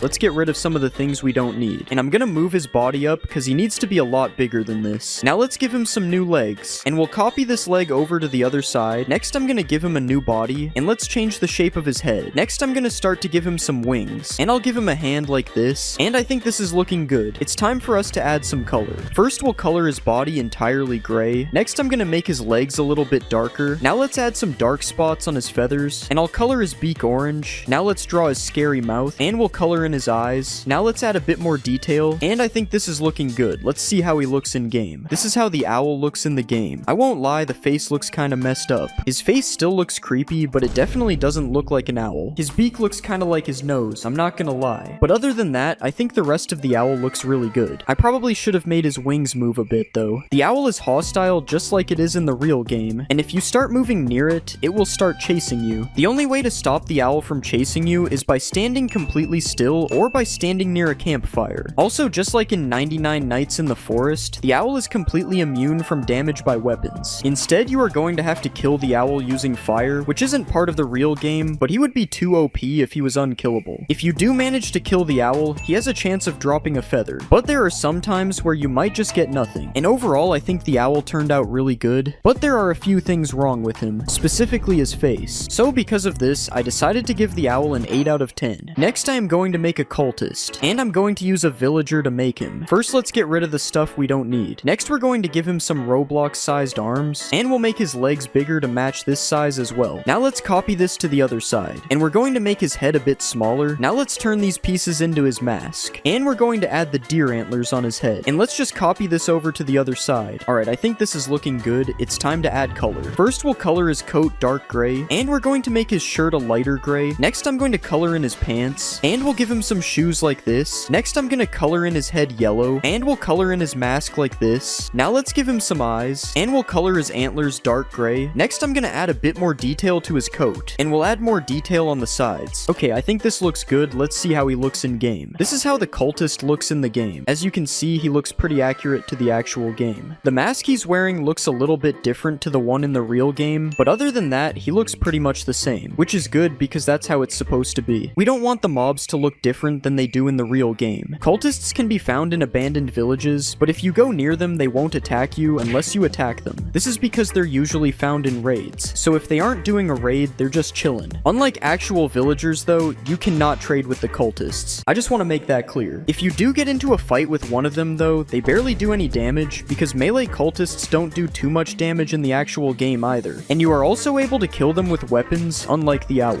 So dealing with these guys should be pretty easy. If you do kill a cultist, they drop a stone axe because that is the weapon that they are using. You can't see the stone axe, but it is there. Trust me. Overall, I think the cultist turned out pretty good. He looks really accurate to the game. So because of this, I decided to give him a 9 out of 10. It would be a 10 if the mask was the same. Next, I am going to make an elite alien, and I am going to use a vindicator to make him because they kind of look the same. First, we'll get rid of the extra set of arms. Now let's change the shape of his legs, and we'll change the shape of his body. Next, I'm going to change the size of his arms as well, and we'll move and change the size of his nose. Now let's change the shape of his head, and we'll give him a sword in his hand like this. Alright, I think this is looking pretty good. It's time to add some color. Let's remove his eyes and use his eyebrows as eyes instead, and we'll make the eyes a little bit bigger. Next, I'm going to give him a mouth. Now let's color his shirt entirely blue, and I'm going to color his pants a dark greenish color color. Next, let's add some detail to his shirt. And I'm gonna add this thing on his pants. Now finally, let's color in his sword. And I think this is looking pretty good. Let's see him in the game. This is how the elite alien looks in the game. I will not lie, his face looks kind of weird. It looks like a cross between Shrek and an alien. I think the nose is throwing it off. Other than that, he does look really good though, except for this one spot on his arm not having any texture. Not really sure how that happened. Anyways, if you do find an elite alien running around in your world, it will attack you. And I did make it do a little bit more damage than a regular mob because it says that elite aliens are a lot more powerful than regular aliens. I also gave him slightly more health for this reason as well. He's still not that big of a threat though. It only takes 2 hits to kill him with a netherite sword, but be careful because he could start flying back up to space. I don't know why you would have to be careful of that happening because it doesn't do anything to you. I just wanted to show the alien flying back up to space. If you kill an elite alien, he drops a diamond sword which is supposed to be a laser sword, so let's just pretend it's a laser sword. And overall, I think the elite alien turned out decent, but there is definitely something wrong with his face. So because of this, I decided to give him a 7 out of 10. The next mob we'll make is an alpha wolf, and we are obviously going to use a wolf to make him. I don't really think we need to change much on his body, but let's just make this part a little bit bigger. Next, I'm gonna move his head like this, and we'll change the position of his mouth. Next, I'm gonna give him some big teeth, and we'll add some pointy ears, and I think this looks good. Let's color him in. First, we'll color the top of his body dark brown, and we'll color the bottom parts a bit lighter. Next, I'm gonna color his teeth bright white, and we'll color his mouth pink. Now let's give him some bright red eyes, and we'll give him some angry eyebrows. Now let's give him a big nose, and we'll color this nose in dark black. And I think this is looking pretty good. It's time to add him to the game. This is how the alpha wolf looks in the game. He looks kind of like a regular wolf, except more scary. That is literally what it's supposed to look like though, so that's a good thing. I don't really see anything wrong with this wolf either, so that's good. I finally made a mob that doesn't have any random mistakes. If you go close to an alpha wolf, it will attack you just like any other Minecraft mob, but just like in 99 Nights in the Forest, you are able to get away from them by going near a campfire. You can also kill the wolf with any weapon you want, but you have to be careful because the alpha wolf does a lot more damage than a regular wolf, which makes sense because it's an alpha wolf, so it does alpha damage. You also can't tame one of these wolves, unlike the actual Minecraft wolf, which means the only real use they have is dropping a piece of steak or a piece of leather, because that is what they drop in the actual game. I find it kind of weird that wolves drop steak, but whatever. Anyways, I definitely think the alpha wolf turned out pretty good, as there are no mistakes on him at all. So because of this, I'm going to give the alpha wolf a 10 out of 10. Next, we are going to make the deer, and I'm going to use a creaking to make him. First, let's get rid of some of the stuff we don't need. Next, I'm going to change the shape of his body. Now let's make his head a little bit wider, and I'm going to give him some new arms. Next, I'm going to give him new legs as well, and we'll turn this part into his mouth. Next, I'm going to make this piece into his ears. And finally, we'll give him some antlers. Alright, I think this is pretty good. It's time to add color. First, I'll color his entire body brown. Now let's color his mouth light brown. Next, I'm going to color in his eyes. I'll also color in his ears. Now let's color his antlers slightly darker, and we'll do the same for his hands and feet. Alright, I think this is looking pretty good. Let's see how he looks in game. This is how the deer looks in game. As you can see, he looks kind of scary. He also kind of looks like Ghostface a little bit, but I still think he turned out pretty good. The deer isn't a threat to you if you find him during the daytime, but at night you should definitely avoid running into him. If he finds you at night, he will chase you super fast, and if he manages to hit you with no armor, you will get insta-killed. The only way to stop the deer from attacking you at night is by being near a campfire, or using another source of light to protect yourself from him. Just like in the Roblox game, you also aren't able to attack him with any weapons. The only way to kill him is by using some kind of light source that does damage, like lava. If you do manage to kill the deer, he drops a piece of deer meat. I probably wouldn't eat that though. We don't know where this guy's been. Overall, I think the deer turned out pretty good. He looks almost the same as the original, so because of this, I'm going to give him a 10 out of 10. I'm going to be remaking Minecraft mobs into Poppy Playtime. The first character I'll make is Catnap, and I'm gonna use a cat. It should be obvious why. First, let's remove this stuff, and we'll rearrange his body parts for now. Now let's change the shape of his body a little bit, and we'll make his legs a bit bigger like this. Now let's give him some arms on the side, and now let's start to shape his head. Next, I'm gonna give him some ears on the top of his head, and we'll start to give him a big tail right here. Alright, now this is looking good, so let's color him in. First, we'll color his body fully purple, and I'm gonna give him a mouth up here. Next, I'm gonna color in this nose piece, and we'll start to give him some eyes. Now let's add the moon that he has on his chest. Next, I'm gonna change his face a little bit like this, and I think this is looking pretty good. Let's see how he looks in game. This is how Catnap looks in game. As you can see, this guy looks really happy, which I'm sure means he's very friendly and not at all scary. Catnap is very powerful, as as he's able to do a lot of damage, and if you get attacked by Catnap, I made it so that he chases you on all fours like this. I take back what I said about him before, he's definitely scary. Catnap has a ranged attack, which is supposed to be him shooting gas, and when Catnap hits you, he will change it to nighttime because he wears the moon pendant. Catnap will also drop this night clock if he dies, which makes it nighttime as long as you are holding it in your hand. If you try to use a bed when Catnap is around, he will destroy the bed so that you cannot sleep, and Catnap is also immune to fall damage because he's a cat, and cats are usually immune to fall damage. Overall, I don't think Catnap turned out that bad, but he also looks a little bit funny. So because of this, I'm going to give Catnap an 8 out of 10. Next, I'll make Dog Day, and I'm gonna use a wolf because a wolf is a dog. First, we'll remove some of the stuff we don't need, and I'm gonna move his body around a little bit for now. Next, let's give him some new legs like this, and we'll change the shape of his body. Now I'm gonna copy one of the legs and turn it into an arm, and I'll give him a hand on the bottom of his arm. Now let's start to change the shape of his head, and we'll give him some spots for his eyes up here. Now let's give him some big floppy ears on the top, and I think this is looking pretty good, so now let's color him in. First, we'll color his entire body in orangish yellow. Now I'm gonna give him a mouth like this. Next, we'll color his ears a reddish color, and we'll do the same for his arms and his feet. Now let's color these divider things a dark gray, and I'm gonna give him a nose like this. Next, let's draw the sun on the front of his chest. Alright, I think this is looking good. Let's add Dog Day to the game. This is how Dog Day looks in game. As you can see, he looks pretty good. Also, just like Catnap, he doesn't really look that scary. He has more of a friendly look. But don't let this trick you though, as Dog Day has the same chasing animation that I gave to Catnap. I think I'm just gonna stay in creative mode for now. Since Dog Day has the sun pendant, I made it so that when Dog Day hits you, he turns it to daytime instead of night. Dog Day is also able to spawn smiling critters to help him fight since he's the leader. But right now he can only spawn Catnap because I haven't made any of the other ones. If you kill Dog Day, he will drop a Sun Axe, and the Sun Axe is insanely powerful as it does 19 attack damage and it can also destroy almost any block. Overall, I think Dog Day turned out a lot better than Catnap. I actually like how he looks this time. So because of this, I'm going to give Dog Day a 10 out of 10. Next, I'm gonna make Bobby Bear Hug, and I'll use a polar bear because she's a bear. First, let's get rid of a few things. Next, I'm gonna move these parts around a bit. Now let's give her some new legs, and we'll make her body a lot smaller like this. Next, I'm gonna bend her body a little bit, and I'll just start to give her some arms on the side right here, and we'll just copy this to the other side. Next, I'm gonna start shaping her head, and we'll give her some ears on the top like this. Okay, that looks good. Now it's time to color her in. First, I'm gonna color her body a dark red, and we'll color her feet and hands a light pink. Now let's give her a big mouth like this, and we'll start to add her eyes on the top of the head. Next, let's give her some bright white pupils, and I'm gonna add a few more pink details. Next, let's give her a nose like this, and we'll add the heart that she has on her chest. Alright, I think this looks good. Let's see how she looks in game. This is how Bobby Bear Hug looks in game. I don't know why, but she kind of reminds me of Freddy Fazbear. It's probably because they are both bears actually, that would make sense. Unlike Dog Day and Catnap, I decided to make it so that Bobby Bear Hug is passive towards players, and you are actually able to tame her if you feed her raw fish, because I'm pretty sure bears like fish. Once you tame Bobby Bear Hug, she will follow you around, and if you ever get low on health, you can right click her and you will be healed to full health immediately, so she's pretty OP if you think of it. Bobby Bear Hug will also attack any mobs that are fighting you, and she does a ton of melee damage because bears are very powerful in real life. If you kill Bobby Bear Hug, I made her drop a heart, which just gives you a heart when it's right clicked, and overall I don't think Bobby Bear Hug turned out that bad. I actually kind of like this design. So because of this, I decided to give her a 9 out of 10. Next, I'll make Bubba Bubbaphant, and I'm gonna use a Ravager because it kind of looks like an elephant. So first, let's just get rid of all this stuff, and I'm gonna start with Bobby Bear Hug's body. So let's change these ears into more elephant looking ears, and we'll change the nose into a big trunk like this. Next, I'm gonna reshape the heart into the shape of a light bulb, and we'll just change his tail on the back as well. Okay, now this is good. Let's give him some new colors. First, we'll color his body a light blue, and we'll give him the same color on his head. Next, I'm gonna color his feet and hands a darker blue, and we'll put this on the end of his tail as well. Now let's color in the light bulb on his chest, and I'm just gonna add a few more details all around his body, and I think this is looking pretty good. Let's add him to the game. This is how Bubba Bubbaphant looks in game. He looks a lot like Bobby Bear Hug, but to be fair, all the critters kind of look the same when you don't know what their monster form is like. Since Bubba Bubbaphant is an elephant, I decided to give him a ranged attack, which is supposed to be water shooting out of his trunk. He does shoot a lot of water though, so I'm not really sure how he fits it in his trunk. You might have also noticed that Bubba Bubbaphant emits light, and that's because his pendant is a light bulb, so I literally just made him a light bulb. Bubba Bubbafint also can do a ton of melee damage like Bobby Bear Hug, and this is because an elephant is also a really powerful animal, I'm guessing. If you kill Bubbafint, you will drop a light bulb, and the light bulb works just like a torch, except you are not able to place it. It's only meant to be held. Overall, I don't think Bubbafint turned out that bad, and because of this, I decided to give him an 8 out of 10. Next, I'm gonna make Piggy Piggy, and I'll use a pig because she's a pig. So first, I'm gonna remove all these pig parts, and we're going to start with Bubbafint's body. So let's completely remove the trunk, and we'll start to make the ears a lot more pig-shaped. Next, I'm gonna give her a completely new nose, and I'm gonna change this light bulb into the shape of an apple like this. Now let's remove this tail, and we'll turn it into a spirally tail. Okay, now this is good, so it's time to change her colors. First, I'm gonna color her body light pink, and we'll color her head the same color. Now let's color her nose a darker pink, and we'll use the same color for her hands and her feet. Next, let's color in the apple we put on her chest. Now finally, let's color in the tail, and I think this is looking good. Let's add Piggy Piggy to the game. This is how Piggy Piggy looks in game. I don't know why, but her face looks a little bit scary. But other than that, she doesn't look that bad, I guess. I don't know, it's just really weird. Similar to Bobby Bear Hug, if you right-click Piggy Piggy, she will give you hunger instead of health. And this is good because you no longer need to kill pigs to get food now. Piggy Piggy is also really picky according to her name, so I made it so that she attacks regular pigs, as she's very particular about what pigs she likes. If you kill Piggy Piggy, I made it so that she drops a suspicious apple, and this apple just gives you a couple of potion effects, which kind of have me wondering what she did to the apple. Overall, I think Piggy Piggy turned out pretty good, but her face just looks a little bit scary. So because of this, I decided to give her a 7 out of 10. Next, I'll make Crafty Corn, and I'm gonna use a horse because that's almost a unicorn. So like usual, we'll remove all this horse stuff, and I'm gonna start from Piggy Piggy's body. So let's just change these ears a little bit, and we'll start to give her some hair on the top like this. Next, I'm gonna add her unicorn horn on the top, and we'll change this apple into the shape of a flower. Now let's remove this tail, and we'll make it into a bushier tail like this. Okay, now this is looking good, so let's change her colors. First, we'll color her entire body white, and we'll do the same thing on her head. Now let's color her hair light blue, and we'll color her hands and feet the same color. Next, let's color in the flower that is on her chest, and I'm gonna color her unicorn horn a bit darker than her body, and I think this is looking good. Let's see how she looks in game. This is how Crafty Corn looks in game. I will say she's probably one of my favorite non-monster critters right now. Also ignore the particles she's emitting. I just gave them to her because it felt like something she would do. You may have also noticed that every time Crafty Corn moves, a trail of rainbow colored blocks follows her because her pendant is a rainbow flower, so it only makes sense. Another thing you can do is tame Crafty Corn using some wheat, and after you tame Crafty Corn, you are able to ride her similar to a horse. And this honestly looks really cool when it's paired with the rainbow trail that she has. If you kill Crafty Corn, she drops a rainbow sword, which is just a really OP sword that strikes lightning every time you hit something, and it also has a chance of exploding when using it as well. Just ignore the way it looks in my hand though, I don't know how this happened. And overall, I think Crafty Corn is one of my favorite critters so far. So because of this, I decided to give her a 9 out of 10. Next, I'm gonna make Hoppy Hopscotch, and I'll use a rabbit because she's a rabbit. First, let's remove all these rabbit parts, and I'm gonna start from Bubbafint's body because it will be easier. So let's just change these ears into long rabbit ears, and I'm gonna change the light bulb into a lightning bolt like this. Now let's give her a completely different looking tail, and now this is good, so I'm gonna change her colors. First, I'm gonna color her body entirely green, and we'll just do the same thing on her face. Now let's color her hands and feet a bit darker green, and I'm gonna color her tail the same color. Next, I'm gonna add a bit more detail all around her body, and I think this looks pretty good. Let's add her to the game. This is how Hoppy Hopscotch looks in game. She kinda has the same Freddy Fazbear looking face from before, but she still looks pretty good, despite not looking like a bunny. As you can see, Hoppy Hopscotch is really fast, and since she's a bunny, I decided to make it so that she can jump really high as well. And if you want some of this jumping power for yourself, you can right click on Hoppy Hopscotch and you will get jump boost for 30 seconds as well. If Hoppy Hopscotch gets in a fight, she strikes lightning on the enemy because her pendant is a lightning bolt, and if you kill Hoppy Hopscotch, she drops these green boots, which when worn will give you permanent jump boost just like she has. Overall, I think Hoppy Hopscotch turned out pretty good. I especially like her ears. So because of this, I decided to give her an 8 out of 10. Next, I'll make Kickin' Chicken, and I'm obviously gonna use a chicken. First, I'm gonna remove the chicken like this, and just like the last time, we'll use Bubbafint as a base. So let's just get rid of this trunk, and we'll get rid of his ears. Next, I'm gonna make his face a bit bigger like this. Next, I'm gonna change the light bulb into a star. Now let's change his hands into wings, and I'm gonna add the hair that he has on his head right here. Next, I'm gonna give him a new tail like this, and I'm gonna add the beak on his face right here. Okay, now this looks good, so let's start to color him in. First, we'll color his body entirely yellow, and I'm gonna do the same thing on his head. Next, we'll color his his feet orange. Now let's color his star a reddish color. And I think this is looking pretty good. Let's add Kickin' Chicken to the game. This is how Kickin' Chicken looks in game. This is definitely my least favorite smiling critter, I won't lie. But the fact that he's able to fly makes up for it a little bit. It makes him look more unique. It also gives him this cool flying animation, which doesn't actually look that cool. It looks a little bit weird actually. If Kickin' Chicken gets in a fight, he does a ton of knockback because he has Kickin' in his name. Also similar to Picky Piggy, Kickin' Chicken also doesn't like regular chickens, but this time it has no reason. He's just a hater, I guess. If you kill Kickin' Chicken, I made it so that he drops a star, and upon right-clicking the star, you will just start levitating in the air until you make it to the stars. And overall, I think Kickin' Chicken doesn't look that good, but I like some of the features that he has. So because of this, I decided to give him a 7 out of 10. I'm going to be remaking Minecraft mobs into Garten of Banban 6. The first character I'll make is Sir Dadadoo, and I'm gonna use a Ravager because they're both big and scary. First, let's remove all the stuff we don't need, and we'll start to make the shape of his body. Now let's start giving him an arm on the side. Next, I'm gonna start to give him a head, and I think this is good, so now let's start to add some color. First, I'm gonna color his body fully light gray. Now let's color his hands the same color as his head, and now we'll just give him some teeth on the bottom like this. Now finally, let's start to give him a tie, and I think this is looking good. Let's see how he looks in game. This is how Sir Dadadoo looks in game. He definitely looks pretty scary. He also kind of looks like he's from Monsters Inc. Does anyone else see that? It's probably just the tie that he's wearing. It makes him look like he's ready for work. Since Sir Dadadoo kind of looks like a slug, I decided to make it so that he walks very slowly. But don't let this trick you though, because just like in the actual game, Sir Dadadoo is able to move very quickly if he's attacking you. And if you get hit by Sir Dadadoo, he will give you all these potion effects, because in the game, he possesses some of the other monsters, so this is kind of the same thing. Subscribe or Sir Dadadoo will possess you. If you manage to kill Sir Dadadoo, he drops a Dadadoo tooth, which does the same thing as his attack does. It possesses things. And overall, I think Sir Dadadoo turned out really good. He looks a lot like the actual monster. So because of this, I decided to give Sir Dadadoo a 10 out of 10. Next, I'm gonna make the nanny. And I'll use a pig because the nanny is either a pig or a cow, but I don't know which. So first, let's get rid of these back legs. Now let's start to shape the body like this. Now let's make these legs a lot bigger. Now let's change the shape of her head a little bit. And we'll just give her some floppy ears like this. And I think this is looking good, so now let's color her in. First, I'm gonna color her body a grayish blue color. Now let's color her legs a little bit darker. Now let's color her nose blue. And we'll give her some bright yellow eyes like this. Now let's give her a blue mouth as well. And I think this is looking good. Let's see how she looks in game. This is how the nanny looks in game. I still can't tell if she's supposed to be a pig or a cow. Come on guys, which one is it? You have to tell me. Okay, I don't think they know either. In the game, the nanny is seen lurking in one of the first rooms before jump scaring the player, so I decided to make it so that the nanny is mainly found in dark areas as well. The nanny also moves quite slowly, similar to Sir Dadadoo, because this is how she's seen moving at first. But don't let this trick you again, because the nanny attacks you super quickly if you get too close, similar to her jump scare. I decided to make it so that if you kill the nanny, she drops a pork chop, and the reason I did that is because she looks like a pig. I'm sorry if she's a cow, I seriously can't tell. And overall, I think the nanny looks pretty good in game, but her body design just looks a little bit boring. So because of this, I'm going to give the nanny an 8 out of 10. The next character I'll make is Syringeon, and I'm gonna use a sniffer to make him because they both start with S. First, I'm gonna remove all the stuff we don't need, and I'm gonna turn his legs into feet like this, and we'll add a leg on top of the feet as well. Now let's start to add his neck like this, and we'll add his head on the top of his neck as well. Now let's start to give him some arms, and now we're gonna start coloring him in. First, I'm gonna color his entire body a bright pink color, and now let's give him a mouth like this, and we'll also start to give him some eyes on the top. Next, I'm gonna add his surgeon tools that he has on each of his hands, and I think this is looking good. Let's see how he looks in game. This is how Syringeon looks in game. This guy doesn't look that bad. I don't really know why he's turning like this though. This is definitely a problem. But other than that, Syringeon looks good. I especially like his face. It looks kind of funny. In the game, Syringeon is referred to as the surgeon, so I decided to make it so that he does surgery on you when he hits you. Okay, it's not actually surgery. He just freezes you and starts taking your hearts. I don't know how to make this guy an actual surgeon. Something I also just noticed is that Syringeon's arms aren't actually supposed to be in the air like this. His picture on the wall deceived me. If you kill Syringeon, he drops a beetroot, and the only reason I made him drop this random item is because it looks like a heart, and he is the surgeon. Overall, I don't think Syringeon turned out that bad, but there are a few things that are kind of weird. So because of this, I decided to give him an 8 out of 10. Next, I'm gonna make the naughty ones. And I'll use an endermite to make them because they're both kind of the same. So let's remove a few pieces like this. Next, I'm gonna change the shape of his body a little bit, and we'll give him a head on the top of his body. Now let's rotate the bottom of his body like this, and we'll start to give him a tail on the back right here. Next, I'm gonna add some ears on the top of his head. Okay, this is looking pretty good. Now it's time to give him some color. First, let's color his body this bluish color, and we'll color the inside of his ears purple. Now Now let's color his teeth bright white, and I'll actually change the color of his body because it's not supposed to be dark like this. Alright, I think this is looking pretty good. Let's see how he looks in game. This is how the naughty ones look in game. Honestly, they pretty much look exactly the same as they do in game. The only thing that's really different is that we are seeing them in the light, which I'm not sure if that is even possible. The naughty ones are incredibly fast, as you can see, and this makes them actually pretty scary. Well, I don't know about scary, but they're sort of like a buff silverfish. The naughty ones also won't attack you when there's light around, but if you run into one of these guys in a cave, then you might be in trouble. I also gave the naughty ones a jumping attack animation, which is supposed to be like their jump scare, and if you manage to kill these guys, they drop an amethyst shard, and I don't really know why. I just picked it because it's purple. Overall, I think the naughty ones turned out exactly how they should have, so because of this, I'm going to give them a 10 out of 10 as well. The next character I'll make is Kittysaurus, and I'm gonna use a cat to make her because she is partially a cat. First, let's get rid of these legs, and we'll move these body parts and change the shape of her body. Next, we'll start to give her some feet down here, and we'll add some legs on top as well. Next, I'm gonna change the shape of her head as well. Next, I'm gonna give her some T-Rex arms like this, and I think this is looking pretty good. Now let's add some color. First, I'm gonna color her body an orangish color. Now let's color her feet white, and let's give her some teeth as well, and I think this is looking good. Let's see how she looks in game. This is how Kittysaurus looks in game. As you can see, she is massive. She also kind of looks more like a dog than a cat, but I guess that's fine. She still looks scary either way. Similar to the naughty ones, Kittysaurus is also incredibly fast, which makes it basically impossible to escape her. Fortunately, this is Garten of Banban 6 though, so we don't have to worry about her attacking us. Since Kittysaurus is part cat, I decided to make it so that you can tame her. And I decided to make it so that you tame her with rotten flesh because it just seems like an item that would be used to tame her. If you tame Kittysaurus, you are also able to ride her, although I'm not really sure if this is the right place to be riding on top of her. But it's still better than some of the mobs I've made, I guess. Overall, I think Kittysaurus looks pretty good, but she also looks a little bit like a dog. So because of this, I decided to give her a 9 out of 10. Next, I'm gonna make Bittergiggle, and I'll use a pillager to make him. First, let's remove some of the stuff we don't need, and we'll change the shape of his legs, and we'll also change his arms. Now let's start to shape his head a little bit like this, and we'll just color his body fully green for now. Next, I'm gonna split his body into two colors by making this side purple. Now let's add these spots on the purple side of his body like this. Next, I'm gonna give him a mouth like this. Now finally, let's give him some eyes, and I think this is good. Let's add Bittergiggle to the game. This is how Bittergiggle looks in game. I will say this is not one of my best mobs, but he is a pretty difficult character to make, as he has a lot of random parts extruding out of him for no reason. In the game, Bittergiggle tries to fight Sir Dadadoo, so I made it so that they fight in Minecraft as well. Although it's pretty much the same outcome, there's no way Bittergiggle will beat Sir Dadadoo. If you right-click on Bittergiggle, I gave him a laughing animation because he likes to tell jokes, and right-clicking him also gives him a random chance to tell a joke as well. I sure hope nothing bad happens because of that. If you kill Bittergiggle, he drops a clownfish because he's funny, and clowns are supposed to be funny. And overall, I think Bittergiggle isn't the best looking mob, but I do like some of his features. So because of this, I'm going to give Bittergiggle a 7 out of 10. Next, I made Tartabird, and I made him from a horse. You'll see why. I got rid of all this stuff, colored him blue, and then I added his wings. I added Tartabird to the game, and he actually looked pretty good, but I think there is something wrong with him. Yeah, for some reason he's kind of dirty, and water isn't fixing it. I figured out how to fix this, and he was actually looking really good, except for this one spot on his beak, but we'll ignore it. I decided to spawn a baby Tartabird, and this is what he looked like. I like how he just follows the big one around, just like in the game. You're even able to put him on the big one's back as well. Oh wait, I guess he hasn't tamed him yet. In the actual game, you have to ride Tartabird, so I decided to try that for myself. Why does he keep doing that when he kicks me off? It looks really weird. I'm honestly surprised with how perfect this looks. I mean, the legs look a little bit weird, but this looks really good. I'm even able to make Tartabird jump. This is insane. I decided to give Tartabird a 10 out of 10. Honestly, there was nothing bad about him at all. It's time for the next mob. Next, I made Nabnaleena. I decided to make Nabnaleena from an iron golem. I colored her fully black, gave her a mouth, and finally I added her arms. Nabnaleena looks really good in game as well. The arms look kind of weird, but I think she's just asserting dominance. It's fine. Also, the legs are missing texture, but you didn't see that. This never happened. In the game, you have to inject Nabnaleena with some kind of chemicals to make her come to life, so I decided to try that in game. Yeah, she doesn't seem to be drinking it. I guess she isn't thirsty. Nabnaleena honestly looks pretty strong, so let's see if she can take out some pillagers. Okay, the pillagers don't really have a chance. They're getting destroyed. Yeah, Nabnaleena didn't take any damage, but we'll give her an iron ingot anyway. She deserves it. There isn't much to do with Nabnaleena, so I decided to make her ride Tartabird. Okay, I might have done that backwards, but honestly, this is better. Tartabird's legs probably needed a break anyway, although I'm not sure if Nabnaleena is able to see anymore. I decided to give Nabnaleena a 9 out of 10. It would have been a 10, but I can't look look past the bra pose, it's too cursed. Next I made Hijacked Banban. I made him from a zombie. I changed the shape of his body, colored him red, and then I gave him some eyes. After that I added his mouth, gave him some horns, and added his feet. I added Hijacked Banban to the game and he was honestly looking pretty scary. He also looks like Venom. Or maybe that's just me. I always say things like this and then they look nothing like it. Let's spawn a baby Banban. This guy's kinda fast. This would actually be scary if it was the real zombie. I decided to spawn a real Banban and then I tested which one of them is the best Banban. Banban has a sword, so he probably wins this. Yeah, Hijacked Banban didn't stand a chance. Banban destroyed him. I spawned an army of Hijacked Banbans and then I decided to get chased by them. Okay, he's not really that scary when he chases you at 0.1 miles per hour. The babies look kinda crazy though. I decided to give Hijacked Banban a 9 out of 10. He looks really good. I'm just disappointed that he lost to real Banban. It's time for the next mob. Next I made Tamataki and Chamataki. I hope that's how you say it. For these guys I used a wolf. First I made their shell and then I added the chameleon. I forgot which one he is. And after that I added the other guy. I added them to the game and they honestly didn't look the best, yet somehow this one took me the longest to make. They're also not really the right size. I'm pretty sure these guys are huge in the game. But I mean, it doesn't look that bad, right? I decided to spawn a baby one of them and it just made it even worse. Now they are microscopic. In the game, Chamataki attacks you with his tongue and I'm not really sure how to make that in Minecraft. So instead I decided to feed him some steak because I'm guessing he uses his tongue while eating. Tamataki shoots cyan balls from his mouth, so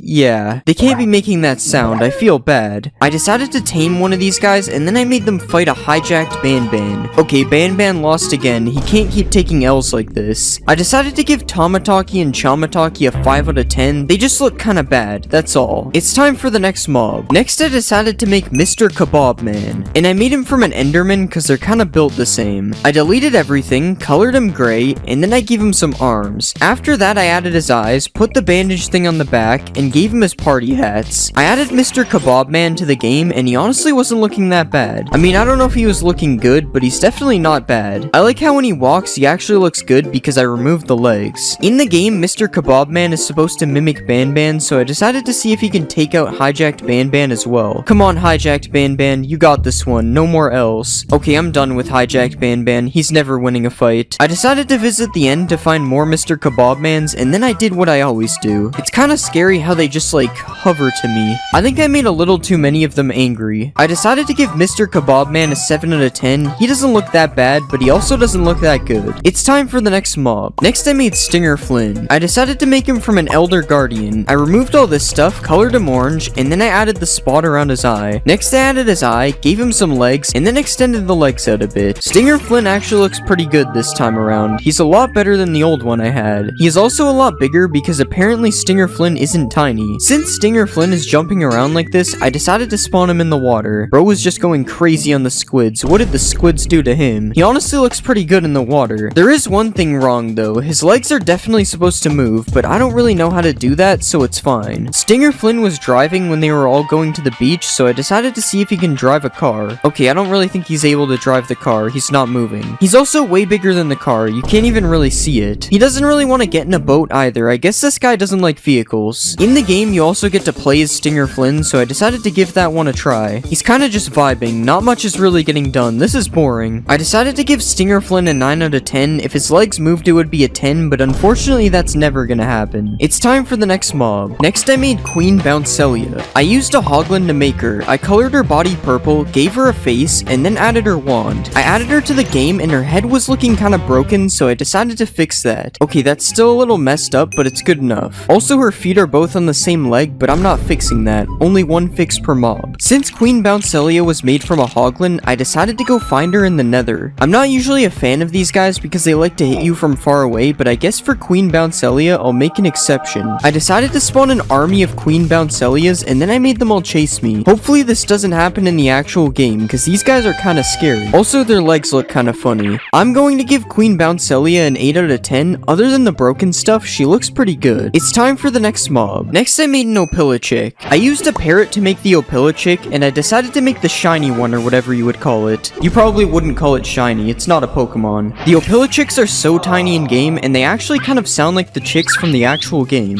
I'm pretty sure dodo birds can't fly, so that's kind of a problem, but other than that, they look great. In the game, you have to abduct all the Opilichicks and move them to their beds, so I decided to try that in Minecraft Minecraft as well. What? Who is this? Where did the Opilichick go? That was interesting, but I mean it worked. I can also spawn a baby Opilibird and it kinda looks like the default Opilichick texture. Although this one isn't as cool, all I can really do is feed it a bunch of seeds. Oh, that's not an Opilichick anymore.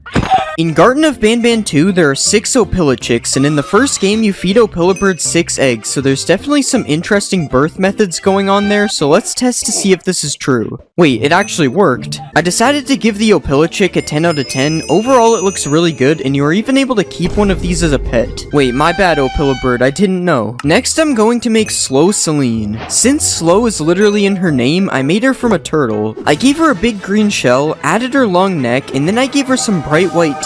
After that, I added her 2 large eyes, and I drew a swirl on each side of her shell. I think she turned out pretty good. The eyes and the mouth are really creepy, just like in the actual game. Let's see a baby Slow Celine. I like how it's just a really small version of the regular one. In the actual game, Slow Celine chases you down a hallway, so I decided to add that as well. Okay, this is actually kind of scary. She's just slowly approaching. She is also not looking away, so I guess I have to keep standing still. Because I made Slow Celine from a turtle, I can also put her in the water and she will be fine. Okay, she's not really that slow anymore. Imagine going to the beach and there was just a massive snail swimming around in the water. Probably happens in Florida. I decided to give Slow Celine a 9 out of 10. She looks really good in game, but she's kind of boring in general. It's time for the next mob. In the game, there are 7 different Fiddles crew members, so I made all of those next. I used a Strider to make them all, and first I made brown Fiddles. This is the actual color used in the game. I don't really know how this is brown. Next, I made Cyan Fiddles, and there is a giant version of him in the game, but I don't know how to make that, so instead I just made a giant stack of Cyan Fiddles. I'm sure the ones on the top are fine. Next I made Emerald Fiddles, and this is him in game, and then I made Orange Fiddles. Orange Fiddles only has 1 tooth. I wonder what happened to the other one. Pink Fiddles has 2 teeth, and apparently he is dead in the game, so I'm just gonna have to... Next I made Red Fiddles, and he is my favorite because his eyes just stay like this forever. Like, how is he able to see anything? Here's me riding a Red Fiddles as well. He honestly looks better than the actual Strider. The last Fiddles is Yellow Fiddles, who apparently has a pirate-like appearance because of his missing eye. So cause of this, I am kidnapping him in a boat. I'm going to give the Fiddles a 63 out of 10. There's 7 of them, so they get 7x the score. Next I made Sheriff Toadster. I made him a frog because that's probably what he is. I changed the shape of his body, colored him the same color as the McDonald's villain, and made his weird shaped head. Next I added his teeth, and I gave him his badge on his chest. Finally I colored in his belly, and gave him this little hat on top of his eye. I'm not gonna lie, he doesn't really look like he's smiling. Instead, he looks like the bully from Arthur. His arms are also completely broken. I'm pretty sure I attached them to his legs. Sheriff Toadster probably fights crime, so I'm going to steal an Opilichick in front of him and see what he does. He doesn't appear to be doing too much. He is jumping really high though. He definitely made it through police training. Maybe an army of Toadsters will stop me. I already knew they wouldn't. I don't know why I did this. Oh, I guess Sheriff Toadster is hungry. I'm going to give Sheriff Toadster a 7 out of 10. He looks kinda weird, honestly. It's time for the next mob. Next, I made Nab. I made Nab from a spider because he kinda looks like a spider. I gave him some long legs and arms, changed the shape of his body, and then I colored him fully blue. After that, I gave him some teeth, then I added his tongue, and finally I gave him 3 eyes. Okay, I don't think his legs are supposed to look like that. I fixed his legs, and then he looked a lot better in game. Well, I don't know about better, but putting him sideways actually makes him look scary. In the game, you get chased by Nab, so I decided to try that in Minecraft. Yeah, this is definitely not something you want chasing you. It just looks so weird because in the actual game, he's on the roof and not on the ground. Nab is also supposed to have a birthday hat, and I didn't even notice, so we'll just pretend I added a hat. Also, if you can't tell, Nab is Banban spelt backwards, so because of that, you should eat Dirkbus. But I decided to get Sheriff Toadster to lock him up for good. He sure won't be escaping this jail, especially not through the vents. I decided to give Nab a 6 out of 10. He looks kinda cursed. I'm sorry, Nab, I meant 10, I swear. Next, I decided to make Zolphius. I don't know what Zolphius is, but he's big, so I made him from a ghast. Zolphius is just a circle with a face that looks like it was drawn by a 1-year-old, so I decided to do that. The only difference is I'm not 1 years old, I think. I added Zolphius to the game, and it kinda reminds me of when I made Ambush. They look very similar. I would have to say that Zolphius is scarier though. It's something about the amazing art skill required to make his face. I decided to visit the Nether to find a wild Zolphius. He kinda looks like like a ping pong paddle, so let's see who will win a game of ping pong, me or Zolfius. I don't think he wanted to play. I wonder what it will look like if I fill the whole sky with Zolfiuses. Yeah, this is a pretty good Minecraft experience. I literally cannot hear anything. I'm going to give Zolfius an 8 out of 10. He's a big flying drawing. How bad could he be? It's time for the next mob. Next, I'm making Mini Josh. It is unknown if Mini Josh will be hostile, but I'm assuming he is, so I made him from a silverfish because they are small and hostile. I deleted all of these things, added his legs, made his body bigger, and then I gave him some arms. After that, I added his head, colored him fully green, and then I added his eyes. Mini Josh looks like he's sad, so I gave him a sad mouth, and then I added him to the game. I was surprised with how he looks in game. All this waddling looks pretty weird. Also, none of his body parts move, which makes him look pretty bad. I decided to spawn Mini Josh with Jumbo Josh, and what happened next was shocking. I'm just kidding, you probably expected this. Next, I spawned an army of Mini Joshes, and then I made them fight Jumbo Josh. This is like a Mr. Beast video, 100 kids versus 1 adult. Mini Joshes could actually win this one, there's a lot of them. Never mind, Jumbo Josh seems to be invincible. I decided to give Mini Josh a 5 out of 10, he's kinda missing a lot of things, like moving arms and legs. It's time for the next mob. You're probably wondering where Jumbo Josh came from. I used the Warden to make Jumbo Josh, and I gave him a big head, a creepy mouth, and then I added some green texture all around him. Jumbo Josh is massive in game, and he actually looks really good as the Warden. Jumbo Josh also tells kids to eat fruits and vegetables to become strong like him, but honestly, I wouldn't let him near your kids. I went to the deep dark to see Jumbo Josh emerge from the ground, and then I fed him some fruit and vegetables like he says. Unfortunately, Jumbo Josh didn't want to eat the food, and instead he wanted to eat me.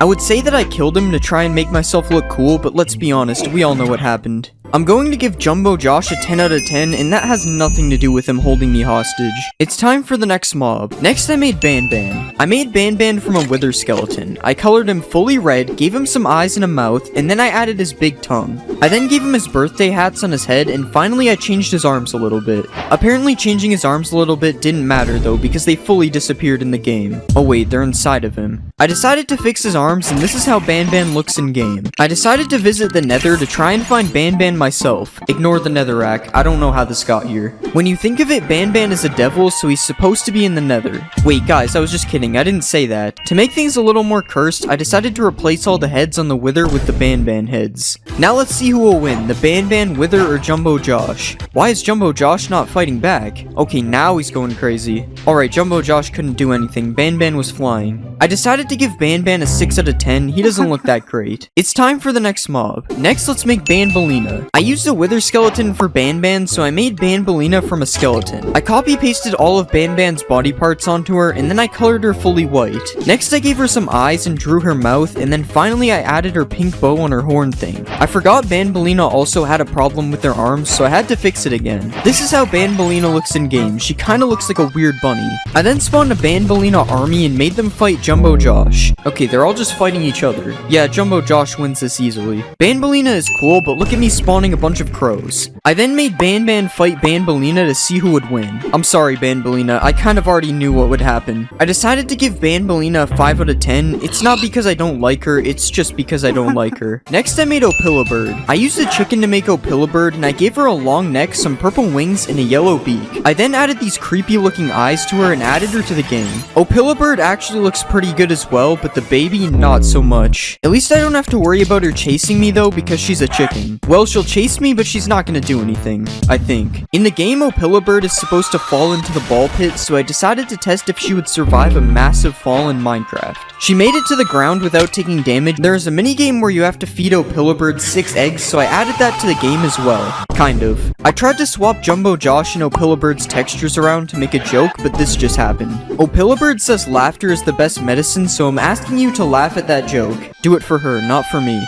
I decided to give Opilabird an 8 out of 10 because she can't harm me for my opinion. Okay, really? Next, I made Captain Fiddles. I made Captain Fiddles from a Strider. First, I shrunk his legs and made his body smaller. Next, I colored him fully blue and I gave him a mouth and some eyes. Then finally, I added some arms and some hands. Captain Fiddles actually looks pretty good in game, other than the fact that his legs aren't attached. Also, he's a really good method of transportation. Okay, well, he's not that good. He's kind of slow, honestly. You can even spawn a baby Captain Fiddles for whatever reason. His legs are even more broken, but it's fine. It is said that Captain Fiddles is known for his love of music, so I decided to play a song for him. this was really bad. It's supposed to be the Rickroll song. Sorry. To test if Captain Fiddles is a real captain, I decided to give him control of a boat.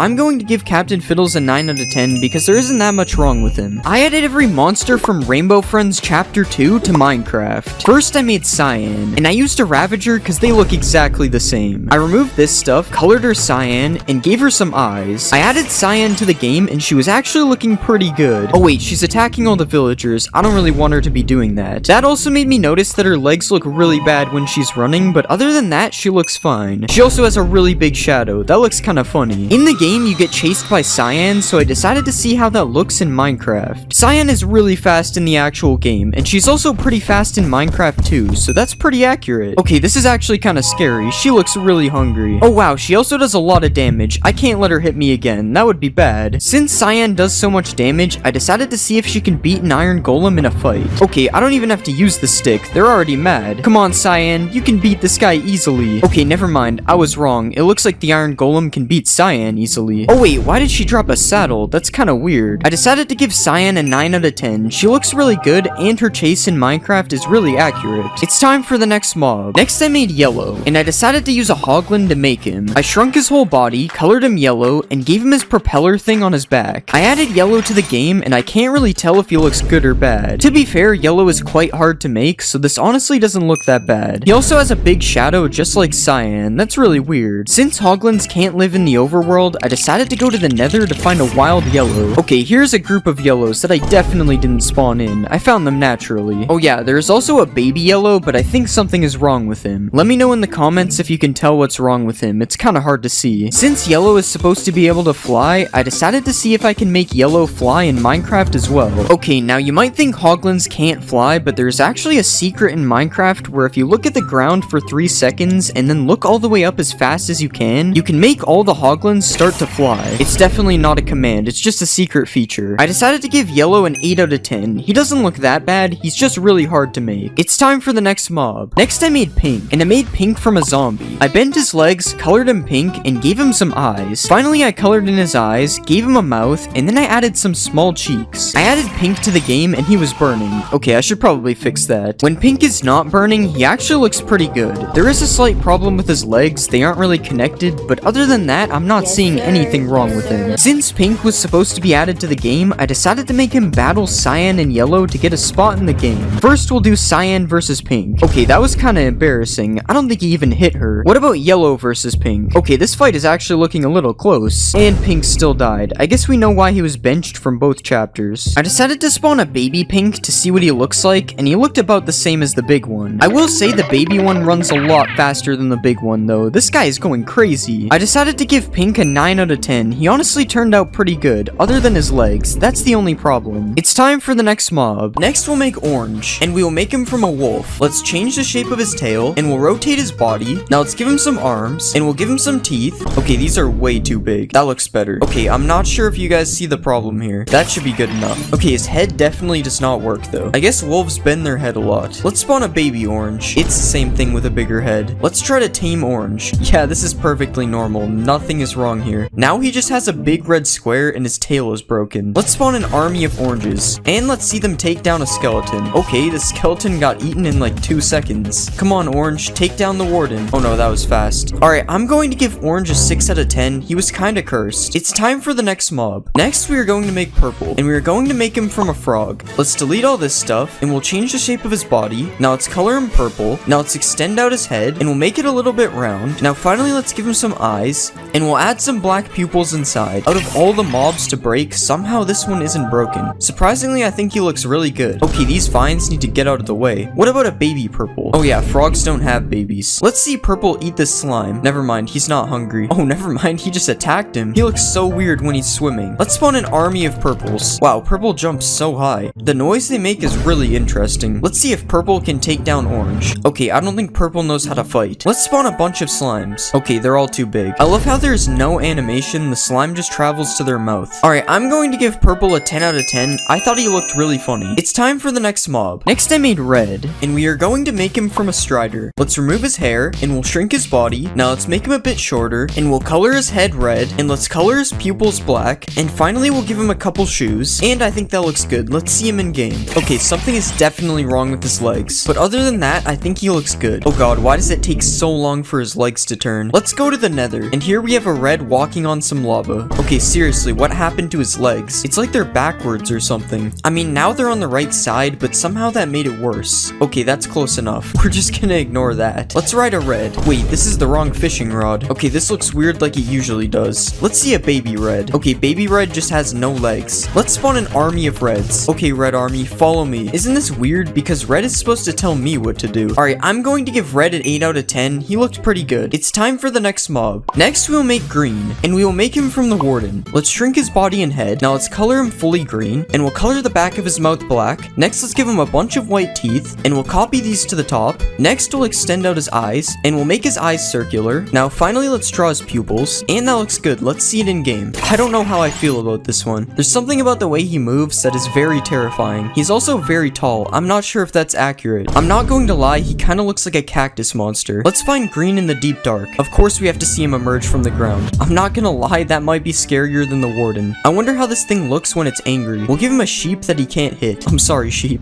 Okay, that wasn't that cool. Let's spawn an army of greens, and let's see if the Flash can beat them. Oh, he's running at him. Yeah, the Flash will not win that. I give the green rainbow friend a 10 out of 10. He's honestly scarier than the warden. It's time for the next mob. Next, we are going to make blue, and we are going to make him from an iron golem. Let's make his arms a bit smaller, and we'll do the same for his legs. Now let's change the shape of his body, and we'll color him fully blue. Now let's add his crown, and we'll color it yellow. Next, we'll add the spiky parts on top, and we'll add his eyes, and let's put the circle inside this one, and we'll add the X to the other one. Now let's draw his mouth, and we'll put the drool on the side, and I think that looks pretty good. Let's see it in game. That looks pretty good, I think. Let's see if blue can beat Gordon Ramsay easily. Let's see if blue can beat Thor and Gordon Ramsay. Still too easy. Let's see if blue can beat Sully. Yeah, blue literally had no chance. Let's spawn an army of blues. Oh no. Oh god, this is bad. I think I spawned a little too many. There's so many of them, they can't even move. Sully's not even fighting back. He knows he's doomed. Never mind. Wow, he actually almost beat them. Well, he almost beat like 3% of them. I'm going to give blue a 10 out of 10. I think he looks perfect. I added every fan-made Garten of Banban monster to Minecraft. First, I made Admiral Krusty, and I'm using a spider for him because crabs are kind of like spiders. I deleted these things, colored him red, and then I added his claws. I added Admiral Krusty to the game, and he was honestly looking pretty good. I think this is probably one of my best looking mobs I've made so far. This actually looks a lot like him. I'm pretty sure he's supposed to have boots on his back legs though, so that's not good. But other than that, he looks great. I decided to spawn an army of Admiral Krusties, and then I got them all to chase me. I don't know why, but this actually looks kind of scary, and I'm not just saying that. It's something about the way their legs move. These are probably just the crabs getting revenge for being locked in a tank at the grocery store. Since Admiral Krusty is a water mob, I decided to see if he can beat a guardian in a fight. Come on, Admiral Krusty, you're the king of the water. You got this. Okay, this fight is taking a really long time. What is going on? And after all that, he still didn't win. I guess Admiral Krusty isn't the king of the water. He lost to a regular guardian, not even an elder guardian. I decided to give Admiral Krusty a 10 out of 10. I really like how he looks. He's one of my favorite mobs so far. It's time for the next mob. Next, I made Mr. Grimm, and I used a warden to make him because I felt like it. I don't know why. I changed the shape of his body, colored him black, and added some ear things to the side of his head. Next, I gave him a mouth, added some eyes, and gave him teeth. Okay, I don't know why, but he looked really weird before, so I changed everything, and now he looks a lot better. I added Mr. Grimm to the game, and he actually looked kind of scary, but not in a good way. I don't know why, but this dude kind of looks like Santa. I think it's his mouth. It kind of looks like it's supposed to be a beard. I decided to go to the deep dark, and then I made a Mr. Grimm emerge from the ground. Mr. Grimm is a magician, so it makes sense for him to do that. It's honestly a pretty good magic trick. I never even noticed this before, but his animations don't really fit him. It kind of looks broken. I decided to spawn an army of Mr. Grimms, and then I did the usual. Oh no, they're angry. Why do these guys look so weird when they chase you? Like, look at their head. What is going on? Maybe I should have connected their head to the body, because that looks really weird. I decided to give Mr. Grimm a 7 out of 10. I'm not really sure if he looks good or not. He looks kind of weird. It's time for the next mob. Next, I decided to make Nighty Boo, and I used a phantom to make him because a bat is a little too small. I changed the shape of his body, colored him green, and then I added his ears. Next, I added his hat, gave him some eyes, and then I made his other face on the bottom. I added Nighty Boo to the game, and I honestly can't really tell if he he looks good or not. It's very hard to see his faces. Okay, I guess that looks pretty good. I'm not sure if he really matches the actual Nighty Boo though. I also don't know why he has these particles on his wings. I guess I'm not up to date on Phantom lore. All I know about Phantoms is that they're very annoying. Since Phantoms like to fight, let's see if Nighty Boo can beat Admiral Krusty.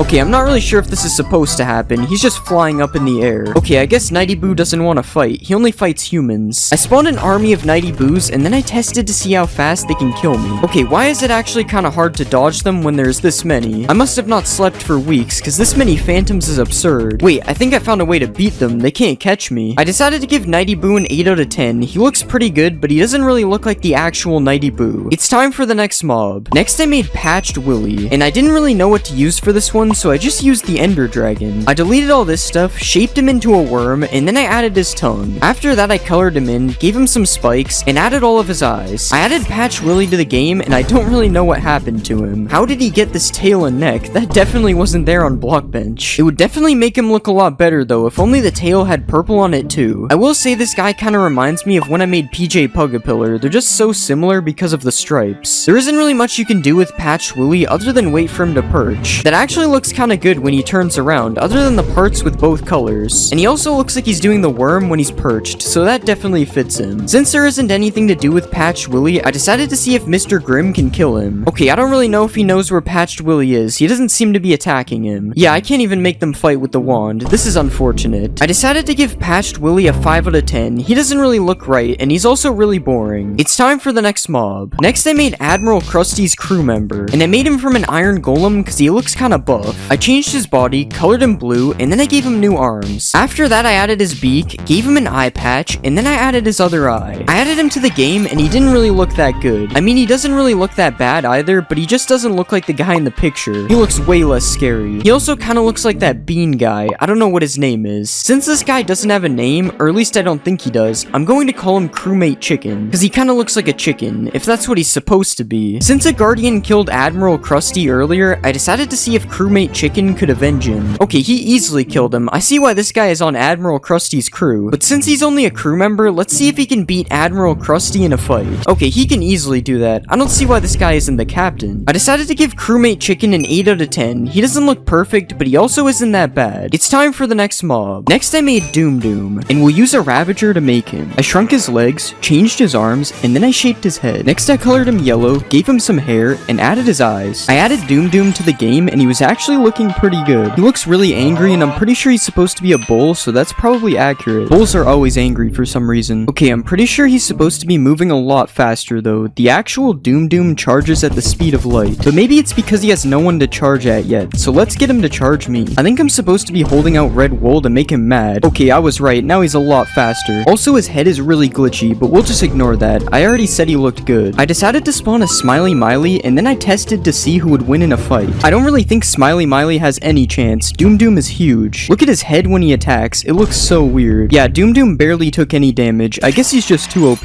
I decided to give Doom Doom a 9 out of 10. I really liked how he turned out. He's a scary looking bull. It's time for the next mob. Next I made Hungry Tammy, and we'll make him from a wither. I removed all this stuff, shrunk his head, and then I colored him blue. Next I added his tongue, gave him some eyes, and added his arms. I added Hungry Tammy to the game, and he was actually looking pretty scary. He probably shouldn't be going on a rampage like this, but I guess it fits his character. Also, his legs shouldn't be floating. I'm pretty sure he's supposed to walk, but other than that list of things that are wrong, he actually looks pretty good. Oh wait, there's also another problem. Apparently his head isn't connected. Since Hungry Tammy is probably really hungry, it says it in his name, I decided to give him some food next. Okay, I don't think he wants to eat the food. What about in living form? Okay, that's much better. Now he's eating. I decided to spawn a Doom Doom, and then I made him fight Hungry Tammy to see who would win. Okay, this is probably the most unfair fight yet. Doom Doom has no way of attacking him. He's taking a lot of hits though. He seems pretty strong. Rip Doom Doom, but if you think of it, he is just a giant cow, so that's probably why he lost. I decided to give Hungry Tammy a 9 out of 10. He looks really good, but his legs shouldn't be floating. It's time for the next mob. Next I made Zolflina, and we already have Zolfius, so we're just gonna use this. I colored her pink, added some outlines on her eyes and mouth, and then I gave her a bow. I added Zolflina to the game, and she was honestly looking pretty good. It's kinda hard for her not to look good though. She's not really a hard monster to make. I will say that her eyes are a little messed up though. I don't remember it looking like this in Blockbench. Also, I don't know why every time I try to look at her, she looks away. It's really annoying. Since Hungry Tammy is in the screenshot with Zolflina, I decided to to make them fight. Okay, I don't think Hungry Tammy is able to fight, and also Zolflina's fireballs do no damage, so this fight will literally go on forever. Or maybe they're just friends and it's supposed to be like this. I went to the nether to find a wild Zolflina, and she honestly looks a lot better in the nether. Her color seems to blend in a lot better here. And then I spawned an army of Zolflinas, and I made them attack me. I don't know why I do this every time. They're just bullying me at this point. I decided to give Zolflina an 8 out of 10. She looks how she's supposed to, but I don't know how much I like her. Next I made Smiley Miley, and I used an Enderman because she's really tall. I changed her body, colored her blue, and finally I gave her some eyes. Smiley Miley ended up looking really good in game. Well, her face is a little creepy, but I'm still calling it good. Oh, her legs also don't seem to be attached when she walks, but it's fine, she still looks good. Since I made her from an Enderman, I decided to look her in the eyes, and then this happened. Okay, I think there is something wrong with her head, but I can't really tell what. Oh wait, no, I'm sorry, please stop. I decided to go to the end to find some more Smiley Mileys, and then I obviously got them to chase me. When will I stop getting mobs to chase me? Probably never. I decided to give Smiley Miley an 8 out of 10. She looks good, but she was a little broken. It's time for the next mob. Next I made Sharky Klee, and I used a warden to make him. First I changed his body, then I colored him black, and finally I added the fins on his head. I added Sharky Klee to the game, and he actually ended up looking pretty scary, which is good because I made him from a warden. I decided to go to the deep dark to find Sharky Klee, and then I watched him emerge from the ground. I feel like this guy should be the actual warden. He seems to fit the job perfectly. I spawned an army of Sharky Klees, and then I got them all to chase me. What a nice day to go for a swim. I hope there aren't any sharks out here. Wait, where did they go? Oh, there they are. I went too far. I probably should have stayed away though. This isn't looking good. I decided to give Sharky Klee a 10 out of 10. He honestly looks really good. It's time for the next mob. Next I made Slime Rancher, and I used a slime to make him because it's in his name. First I made him bigger, then I colored him a different green, and finally I gave him some eyes. I've never remade a slime before, so hopefully this works. Oh, it actually worked. I didn't expect that. And I didn't expect him to be this big. I think this is the biggest mob I've made yet. Oh, I guess we'll ignore the back here. I didn't realize that would happen. Mojang should change the real slimes to this guy. If he was in the game, I would never enter a super flat world again. I spawned an army of slime ranchers, and it was actually pretty cool because of the different sizes of slimes. I feel like the small one is the size I thought it would be. I also spawned a really big slime rancher, and this looks like something from a really bad horror movie. Pro is terrorizing the city. I decided to see if Slime Rancher could beat Smiley Miley because I honestly didn't know. Okay, it looks like Slime Rancher just doesn't attack. That's unfortunate. And the babies don't want to avenge him either. RIP.